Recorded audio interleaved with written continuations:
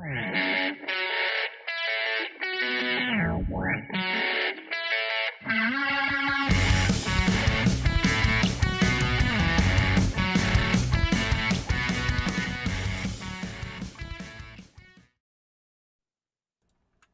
everybody, thank you for joining us for another Twisted Cape 7:30 Extravaganza Bonanza. My name is Sam. I'm Mike. I'm Jesse. All right, well, everyone, we got a great show lined up for you tonight, as always. And Mike, take it away with the news. Sure will, Sam. Thanks, Mike. The fuck? What are we, some like I don't local know what just newscast happened. now? And I'm sorry, but I'm not really that sorry. All right, first story here. Pierce Brosnan, as we have discussed before, has been cast as Dr. Fate, which is pretty badass. Kind of like that casting a lot.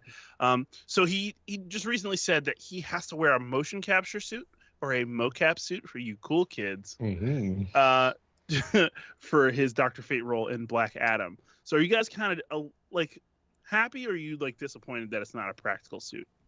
So under normal circumstances, I'd say, no, it's probably fine. But this is DC. So I'm a little worried. Yeah, I mean, it's... I think it's kind of getting blown out of proportion because they interchange suits all the time. I mean, between practical and mocap, depending on the shots. So I just think it's going to be one of those things. If it's the same like visual effects team that did Shazam, then I think we're all right. Yeah, definitely. Yeah.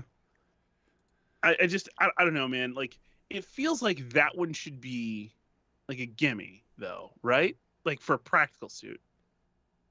I mean, I could see like the helmet being practical, but the rest of it, I guess. But I mean, if you think about it, the Spider-Man suit from Infinity War and Endgame, those are basically all mocaps.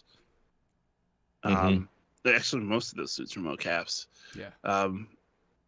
But I don't know, man. I feel a little leery. I really do. I hope it's good. I really do. But so, I mean, they've done such a good job with practical suits. Swamp Thing, Nightwing and Titans. That looks good.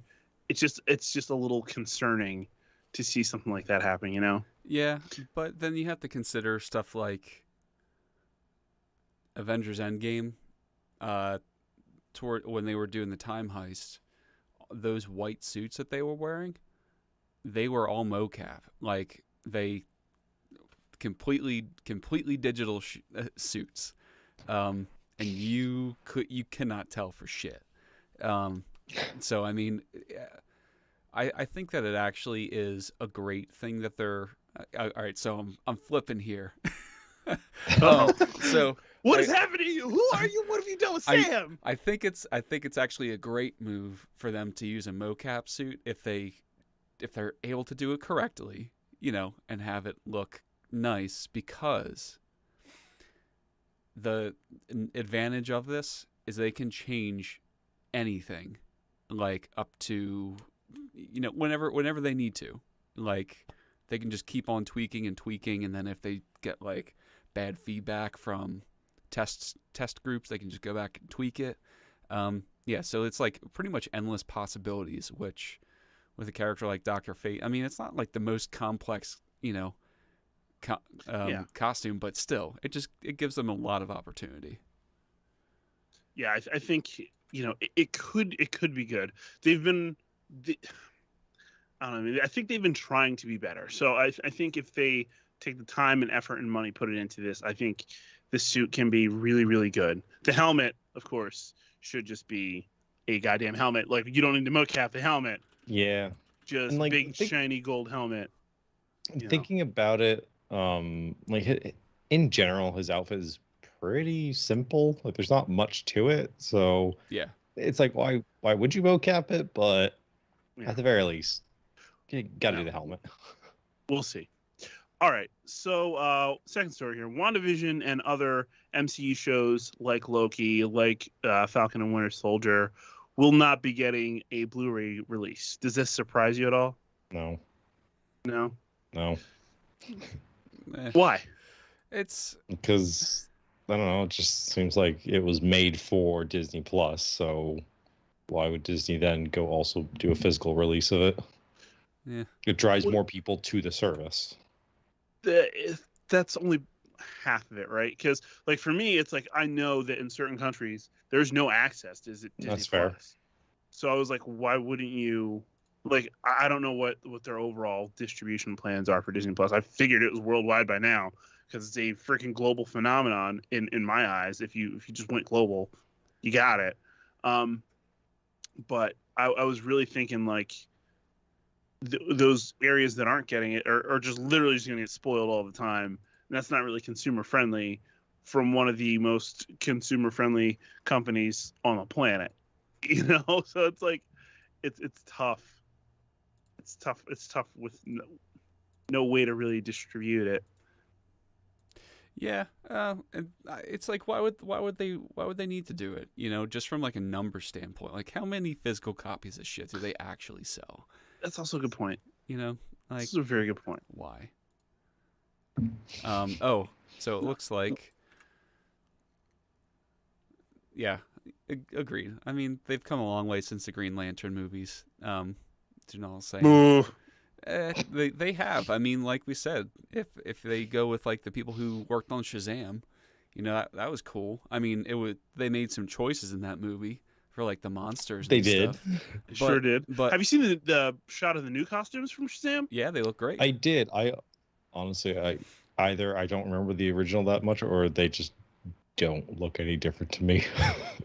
No, they're more muted in color. Angular too. Like yeah, and it's more textured. It's Mhm. not like a bodysuit like in the first one, but it's more like the Superman suit as far as like texture is concerned. Okay. Yeah, I didn't look at it too hard either. So It looks good. It looks good. It really like because the old suits, it looks like they literally just put like cotton underneath and just like stretch some fabric over.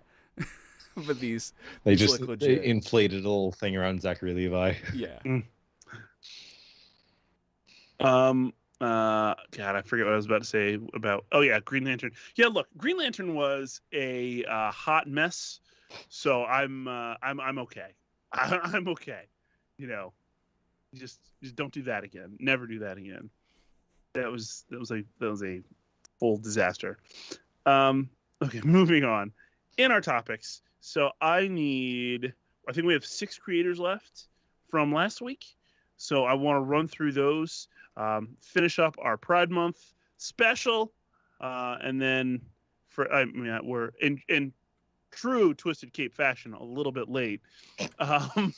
But outside of that, I think we'll move on next month and put some other stuff together for everyone, or this month, you know, because today is July 1st. I know what I'm doing here. So I have 6 names left on my list. So I need a name number 1 through 6. All right, well, let's recap real quickly for those that may not have watched last week's please do. show. This is a list of LGBT creators in the comic book community that some you may have heard of. Most of them probably don't get as much love as they should have. So we just wanted to take a moment, especially during Pride Month, or what was Pride Month, to actually like show a little bit more representation for people of this community and just to show off the works that they do. So so you can go out and buy them as and well. that to support them. Yeah. We had, what was it, 18 that we started with?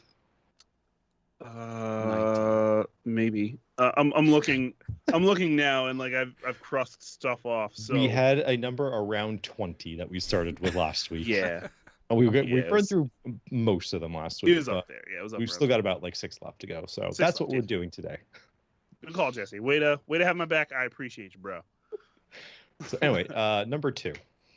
Number 2, Mariko Tamaki. So she identifies as queer. She has worked on X-23 from 2018, Harley Quinn Breaking Glass from 2019, and most recently did Dark Detective 1 through 4, which just from Future State, which just wrapped up, which was so fucking good, you guys. It was so fucking good. The art is phenomenal. The story is phenomenal. Yes, just Yes. Let me get another number real quick. Let me cross that off so I don't remember. What number was that? That was That was two. two. That was 2. It's okay. You guys are just going to call the same numbers over and over again. Yeah. Yep. All right. I'm gonna go 6. 6. All right. Phil Jimenez. He identifies as gay. He did Infinite Crisis 1 through 7 from 2005 and 6. Wonder Woman. He had a run on Wonder Woman at 164 through 188 in 2001, 2003, and Superwoman 1 through 8, 2016 through 2017. Chat. What'd you say? It's quite a pedigree. Yeah. Absolutely. All right. So we got Janal in the chat here saying number 4. Number 4, I can do that for you. All right, we have Number 4. Anderson Gabrick, who identifies as gay, worked on Omega Men 1 through 6, did a run of Detective Comics off and on 790 through 810, and Batgirl issues 58 through 73, and I couldn't find a year on that, so I apologize. Somebody else give me a number, please. We've taken out 6, 4, and 2, so we have 1, 3, and 5 left. Janal, what you got? It's all on you. Yeah. What you want? Beep, beep. All right. So while we're waiting Yeah, for so I've Janal, actually- I'm gonna. Oh, okay. I All was right. gonna say- So we have number 1. Go ahead. Number 1, Kieran Gillen, who identifies as bi, worked on a few books here. Sword, number 1 through 5 through 2010. Iron Man Volume 5, which ran from 2012 to 2014. And Young Avengers Volume 2, 2012 through 2014. What I was going to say is I've read a good deal of this stuff, and I didn't even know that these were Pride communities works that were going on. And some of them have only recently come out, which it sucks because you haven't been who you actually are in public, and you felt the need to keep that away, which is not fair. It's not fair. It's not fun. So the fact that they did that makes me feel honored that we get to share that piece of their lives. And some of these characters they're writing about are part of that community, and they do such a good job writing them. They give them such depth and humor and heart, and it makes me happy to have read them. All right, we have 2 left, 3 and 5. Somebody flip a coin. Give me a number. I don't even care who or what or when or where or why or how. But let's go. 5. Let's go with, I was going to say, one of the best German numbers, 5. That's good. All right. I have Devin Grayson, who identifies as bi, worked on The Titans, did numbers 1 through 20 from 1999 to 2000. In the year 2000. It's a Conan bit. That's real old. I'm old. I'm sorry. Also worked on 2 different stints of Nightwing, 71 through 100 and 107 through 117 back in 2002, between 2002 and 2006. And then also did a run of Nightwing and Huntress, a very awesome pairing, just because it doesn't happen enough, in my personal opinion. 1 through 4 back in 1998. All right. Finally here, we have this number... shithead. Wait. He's say saying that? Janal is saying number 53. Get out of here with your 53. Look, man, I could have run this thing that deep, but we would have been doing it for weeks. And actually, probably next year I will. It's more fun that way. And Janal, did I say he identifies as bi? Grayson working on Grayson. That's synergy. Yeah, it is. Good job, DC. Good job. Real proud of you. So yeah, he identifies as bi. I don't remember if I said that or not. Just put it out there. All right. Finally, here we have Janelle Aslan, identifies as a lesbian. She worked on Batman and Batgirl and Birds of Prey, all between 2008 and 2011. So there you go. Big ass list of creators. Finished. Hope you enjoyed it. We'll do it again sometime soon, I hope. And if you missed the first, what was it, 12 or so that we did, go check out yeah. last week's video as well. Yeah, that video is still available for everybody. I think I just recently reshared it on most of our socials. I'll do it again. I'll group these two together. All right. Last thing here, as we approach July 4th, Independence Day in America. What are the most patriotic comics moments that you can remember? It doesn't just have to be limited to comics, movies, TV, whatever. There's a few that come to mind. Like I'll start with the Captain America "No, you move" speech. Like I don't like. He's like talking about planting yourself by like a tree by the river of truth, and when the world tells you to get out of the way, you tell them no, you move. I'm paraphrasing horribly, but it's a phenomenal, like very American, like end of Independence Day quality speech. I was going to say just anything Captain America, really. Like literally anything. Yeah. I mean, he wears it on his body. Yeah, of course. So I guess two things came to mind immediately. First is the felt like shoehorned shot in Sam Raimi's first Spider-Man, where he just like goes up and then he's on the side of the I was the fucking literally pole. just thinking about that. As soon as Mike said it could be from movies and stuff, that was the first image that popped into my head. Well, and it actually like that I gotta was, be it honest was with probably you. like the best time to do it, because the time the movie came out, it was like right after 9/11. Shortly after. Yeah. Yeah. So that was just like a whole bunch of fucking pride in one shot. So it's not Terrorists, just we that got movie. Spider-Man. They've done it in every fucking movie. Yeah. In every Spider-Man movie, Yeah. he finds himself just at an American flag. I don't know why he do it. Like okay, Spider-Man's like New York, not necessarily America writ large, but I mean I get it. But also, then that's just gluttonous Americanism right there. Yeah. Hey, rest of the world, fuck you. We got Spider-Man.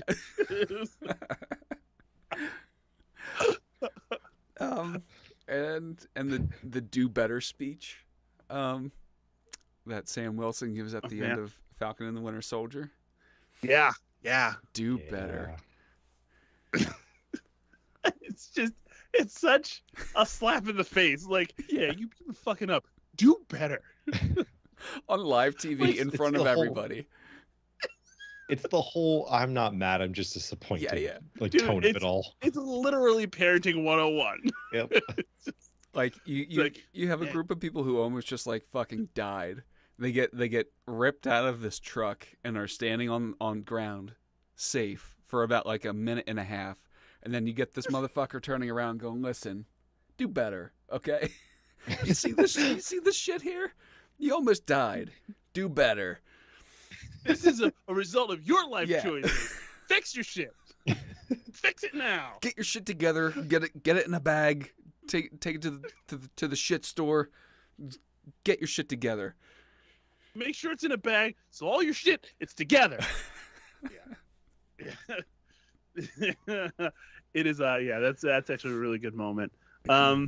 Comic book moment for me, however, speaking of 9/11, is I believe it's Amazing Spider-Man 36. Yeah. That's a good one. Where it's just a black cover, and it's Spider-Man basically grappling with the terrorist attack.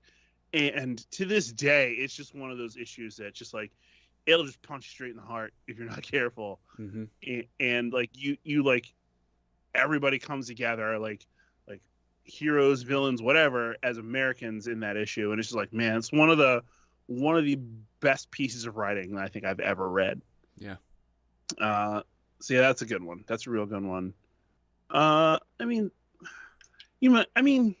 Superman is so often truth, justice, and the American way, but like he never makes me feel super patriotic. Like his is cool as an immigrant story coming to this country, but like I don't like view him as this like American lifestyle beacon as I do Cap. Yeah. Right. Even though Yeah. like small town middle America like that should resonate, but it just No, I just miss it. I think Superman is more like a global thing. It's like, it's just a sort. It's Superman is just a source of hope, not a sense of national pride. Yeah.